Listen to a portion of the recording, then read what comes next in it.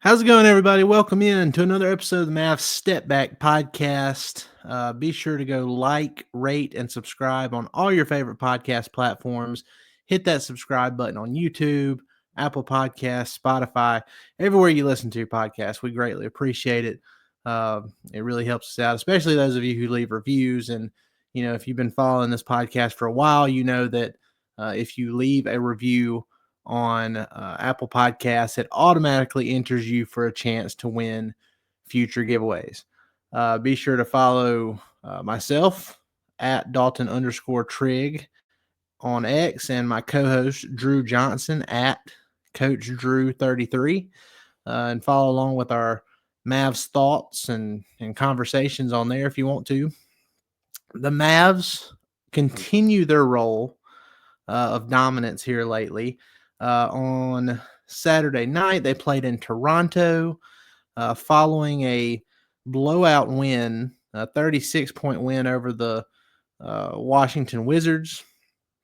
The Mavs completely, I won't say completely dominated because they made it close at the end of the game, but they had a lead as big as 24 in Toronto against the Toronto Raptors, and they ended up winning the game 125 to 118, which was their 11th win in 12 games. It's their 7th consecutive win, which ties the longest win streak the Mavs have had since that 2011 championship season. Ties the most wins they've had consecutively under Jason Kidd. So to get that 8th consecutive win is going to be tough because the next game is the NBA Cup quarterfinals at Oklahoma City against a Thunder team that is currently first in the West. And with the win tonight, the Mavs are second in the West. They're technically tied with the Memphis Grizzlies with a 16-8 record, but since the Mavs won their first game against the Grizzlies a few games ago, they currently have the head-to-head tiebreaker, so therefore they are now second in the West, at least for now. And speaking of the Grizzlies, they got a big win in Boston tonight over the Celtics, 127 to 121. So, if that lets you know how amazing that win for Dallas was against Memphis, coming back from 15 points down and winning that one, Memphis showed what they're capable of in Boston on Saturday night. So the Mavs, like I said, they built a lead as big as 24 in this game against the Raptors, who, the Raptors, they're only 7 and 17 on the year, but they're considerably better at home than they are on the road. Heading into this game tonight, the Raptors were 7 and 6 at home. So they've yet to win a game on the road, and they've won all 7 of their games at home. So, the Mavs took their foot off the gas a little bit. They took some ill-advised shots when they got up so big. And, the Raptors, they're a team that's just not going to give up. So, they had several guys on their team that, wanted to prove themselves, specifically Grady Dick. He ended up leading them with 27 points, hit 5 threes. He was 6 of 6 from the free throw line. So he led them with 27 points. And then you look at their other starters, Jakob Poeltl had 20 points, Scotty Barnes, 19, RJ Barrett, 18, and then Kelly Olynyk, who has been connected to the Mavs in one way or another over the last several years, had 13 points off the bench. So, the Raptors are a team that's not going to give up, and they gave the Mavs a push toward the end of the game, but it was frustrating for a few moments, but the Mavs ended up winning, and that's the biggest takeaway here, because you look around the league at other stuff that happened on Saturday night. You had the Denver Nuggets losing to the Wizards, the team that the Mavs beat by 36 points in the previous game. Well, the Nuggets went to Washington to play tonight, and they lost 122 to 113, despite Nikola Jokic putting up 56 points, 16 rebounds, and 8 assists. So that's not good. That's as frustrating as it is if the Mavs get a big lead and they let another team kind of cut into that and make it a little uncomfortable toward the end. At least the Mavs ended up pulling out the win and didn't get embarrassed like the Nuggets did against the Wizards on Saturday night. And then, you look at the Thunder. They only beat the injury-riddled Pelicans by 10, 119 to 109. The Pistons beat the New York Knicks 120 to 111. And then, the Miami Heat beat the Phoenix Suns 121 to 111 tonight. So, all things considered, you'll take the win, especially a team that's now won 11 of their last 12 games. It's like at some point you feel like a loss has to be thrown into the equation because you don't expect the Mavs to just win out the rest of this season. But, I guess with the way they're playing right now, if you did expect that, you'd be, within your right to believe that. But especially since the only loss in this period of 11 wins and 12 tries came in Miami when they were up 2 with 5 seconds left in regulation and inexplicably gave up a dunk to Jimmy Butler that sent the game to overtime. So, if it wasn't for that, in hindsight, the Mavs could be on a 12-game win streak right now. But things happen for a reason. That game really turned Spencer Dinwiddie's season around. And the Mavs are very happy for that. I know I'm happy for that. So, okay, so just getting into some stats from tonight. Luka, he was incredible again. He's been great ever since coming back from his wrist injury. In 38 minutes, he had 30 points, 13 rebounds, 11 assists, and 4 steals while shooting 9 of 20 from the floor, 6 of 13 from 3, hit all of his 6 free throws. The free throw shooting tonight was outstanding for the Mavs overall. We'll talk a little bit more about Luka in a second, but just looking at the free throws for this team, they were 30. They hit 32 of their 37 attempts. PJ Washington 5 of 6. Derek Lively 5 of 6, Kyrie a perfect 5 of 5, Luka perfect 6 of 6, and then Spencer Dinwiddie a perfect 8 of 8 off the bench. So, despite Dinwiddie's struggles shooting in this game, he was just 1 of 6 shooting from the field. He got to the line 8 times and ended up with 11 points and being a +3 off the bench in 24 minutes. So. Overall, great game. Like I said, Luka, he did his thing. He had an incredible halftime buzzer beater where there was 2.8 seconds left.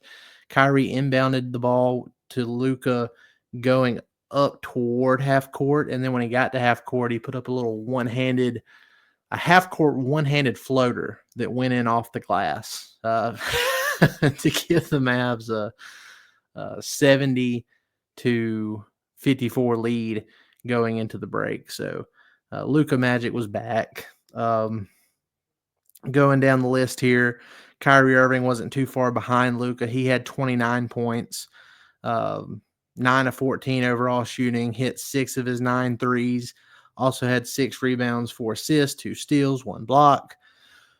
He was fantastic. Klay Thompson got a 20-point game in this one. Luka had, not only was Luka scoring and hitting the half court shots and he had some steals and all that, but his passing was just unbelievable. Like the 11 assists speak for themselves, but there was one pass and you can see it on, I retweeted it from the Dallas Mavericks X page, but through traffic in transition, Luka threw an absolute laser. It almost hit Derek Lively, who was sprinting to the paint, but he threw an absolute laser cross court to Klay Thompson, who had the quick trigger corner 3 and swished it. You need to go look at that because man, it was pretty incredible. And that was just one of many dazzling assists that Luka had on this night. He had one where he threw one behind his head to Kyrie for a three as well. So he was certainly in his bag. So the two stars showed out. Klay Thompson, he showed out with a 20-point game. PJ Washington ended up with 13 points, but he only, only 4 of 12 shooting overall for PJ and 0 of 6 from three. But, he still ended up with 13 points, 5 rebounds, 1 assist, 1 steal, 1 block. And if you're an OKC fan, you hate to see PJ Washington have an 0 for 6 3-point shooting game the game before he plays against your team. Because PJ Washington loves playing the OKC Thunder. And he just, every time he plays them, he's just fantastic. It's just one of those teams that he loves playing against. So, the fact that he had a bad shooting game against the Raptors leads me to believe, or, educated guessing here, that he will have a bounce back performance against OKC on Tuesday. So we will see. I know I know several OKC fans, and I know deep down they are worried about what PJ Washington might do on Tuesday. So so look, we're going to take a quick break here, pay a few bills, and I will be back on the other side. And we have a few other topics of discussion to get to in this game, particularly what we saw from OMX Prosper with Maxi Kleber being out of this game. So stick with me. We'll be right back. What's up, y'all? We're taking a quick break to tell you about Prize Picks. Prize Picks is America's #1 daily fantasy sports app with over 5 million active members. Prize Picks is the easiest and most exciting way to play daily fantasy sports. Unlike other apps, on Prize Picks, it's just you against the numbers. All you do is pick more or less on 2 to 6 player stat projections and watch the winnings roll in. You can now win up to 100 times your money on Prize Picks with as little as 4 correct picks. Want to play Prize Picks alongside Drewski, Joe Budden, and MMA champ Sugar Sean O'Malley? You can now find community plays under the promos tab of the app to view entries from some of the biggest names in the Prize Picks community each week. Download the Prize Picks app today and use code STEPBACK to get $50 instantly when you play $5. That's code STEPBACK on Prize Picks to get $50 instantly when you play $5. You don't even need to win to receive the $50 bonus. It's guaranteed. Prize Picks, run your game. All right, so what ended up being a side note in this game, but I thought it was a pretty big deal, is Maxi Kleber did not play. And because of that, and Najee Marshall is also out as well, because of that, OMX Prosper got some run. He got to play 10 minutes in this game. In those 10 minutes, he had 5 points, 6 rebounds, 2 assists, 1 steal, 1 block. And he even hit a 3. He had 2 free throws that he hit, and he hit a corner 3-pointer off a pass from Luka. And look, man, I know I've been beating this drum for the last 2 or 3 pods now, but tonight we saw our Mavs step back vision start to be realized, because, DJ and I have said it.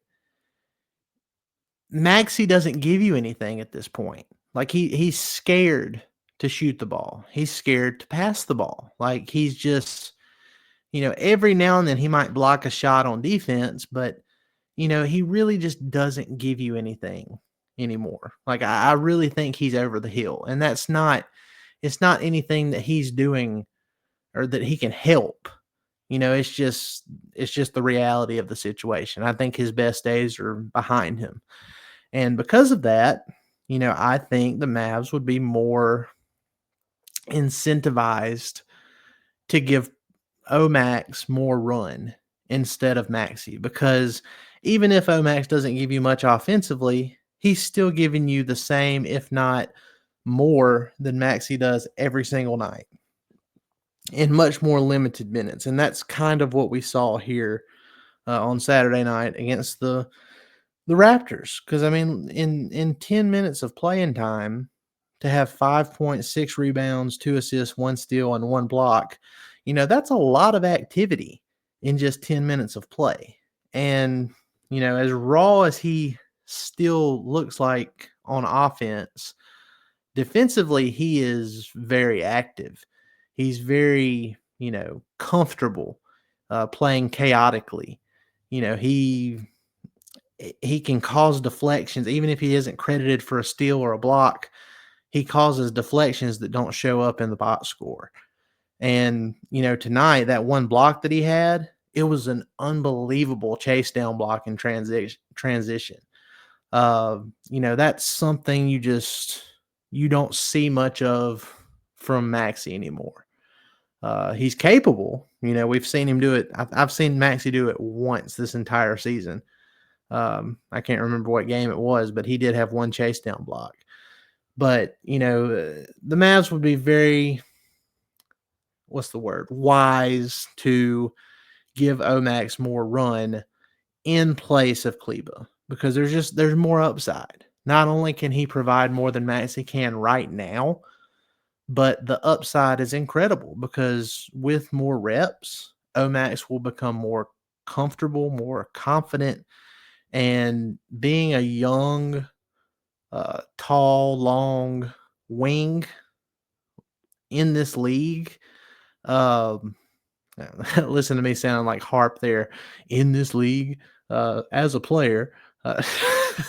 No, but you give a young guy like that confidence, it not only helps you in the short term, but it can really help the Mavs long term as well. So I really think there's no downside to giving OMAX those minutes. I mean, we've seen it. I mean, he in just limited, in those 10 minutes that he played against the Raptors, he showed more than Maxi has over the last 10 games that he's played in this season. So, that's where I'm at. I think, and look, I know Jason Kidd likes his vets, but I like to think that Kidd even saw that tonight. Several people watching, I saw it when I posted something on X about, this vision being realized when OMAX got in there and he was being productive. I like to think that Kidd and the coaching staff saw it too. So, we'll see. I don't know if he'll get any run versus OKC, but I tell you what, I'm more confident in OMAX doing something against OKC than I am Maxi Kleber. So we'll see how it goes. As far as the big man duo, Derek Lively, he started. He only had 3 field goal attempts in this game, surprisingly. But, again, he hit 5 of his 6 free throws, ended up with 7 points, 6 rebounds, 2 assists, 2 blocks. And then off the bench, Daniel Gafford, double figures again. He's a scoring machine when he gets the ball down low. And he ended up with 10 points, 6 rebounds, a steal, and 3 blocks while going 5 of 6 from the floor.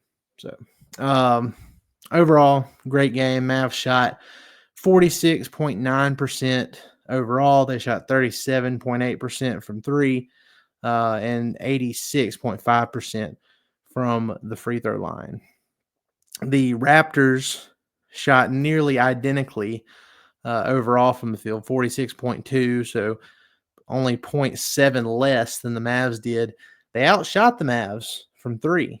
They shot 38.5% from 3, and then they shot 94.4% from the free throw line, but the Mavs had nearly 20 free throws more than the Raptors did. And I remember the Grizzlies and their fans and media and everybody were, up in arms that the Mavs had so many more free throws than their team did in that game a few games ago. But look, it's just a style thing, really. This Mavs team, they know how to get to the free throw line.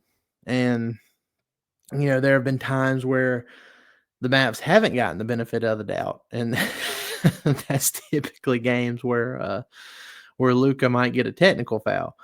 But, they know how to get to the line. And other teams, my advice would be, if you don't like the Mavs shooting more free throws than your team, then maybe your team shouldn't, resort to just mindless hacking, and maybe they should just try to play defense.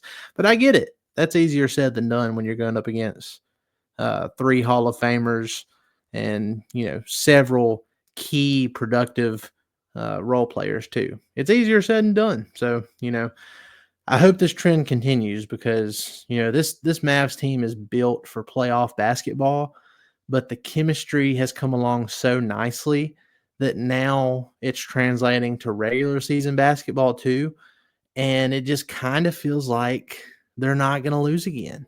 And I know they could very well come out and lose to OKC on the road on Tuesday, but this team is just in such a groove that even when they're not playing well, you look up at the scoreboard and they're still winning most times. So, we'll see. Maybe they learn, even though they're on a 7-game win streak, they've had some scares in there.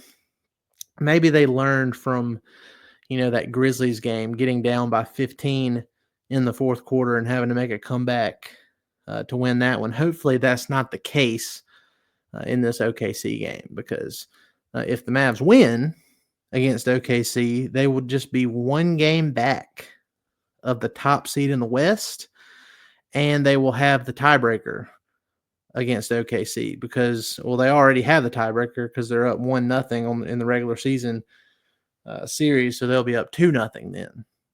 So we'll see how it goes. Should be a very fun game.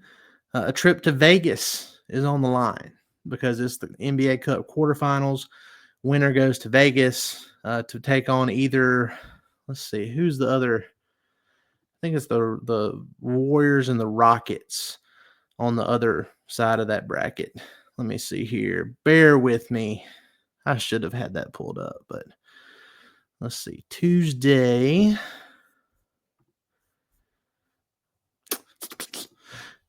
Okay, yeah. So Mavs Thunder will play on Tuesday.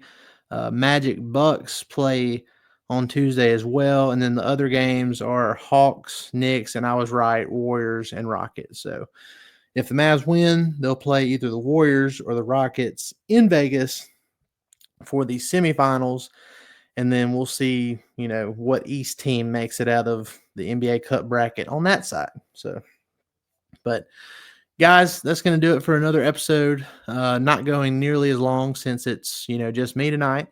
But my guy DJ should be back Tuesday night, and we will have a fun one to recap then. So, again, be sure to like, rate, and subscribe, and leave us a review on Apple Podcasts for a chance to enter yourself for a chance to win future giveaways. We appreciate it, y'all. We're having a great time covering these games. The Mavs are on an absolute tear, and it's looking like they're NBA Finals bound again. You don't want to count your chickens before they hatch, but, this team coming off an NBA Finals appearance where they were very disappointed in the results, and then they added all these key pieces to improve the team. They're starting to look like what we envisioned them looking like. There were some rough patches early, but they seem to have gotten through that, and this is the elite title contending team that we thought Nico put together, and the results are starting to speak for themselves. So, injuries permitting, I think this team has a very good chance of making it back to the NBA Finals this year. So we'll see how it goes. It's going to be a very, very fun game on Tuesday. It's going to be tough because the Mavs have already gotten OKC at OKC once, and I'm sure OKC will come out with a higher level of aggression than they did the first time. But, the Mavs are tough, so it's not going to be easy for them either. It'll be great to see how it goes. Y'all have a great one. Have a great rest of your weekend, and we'll see you next time.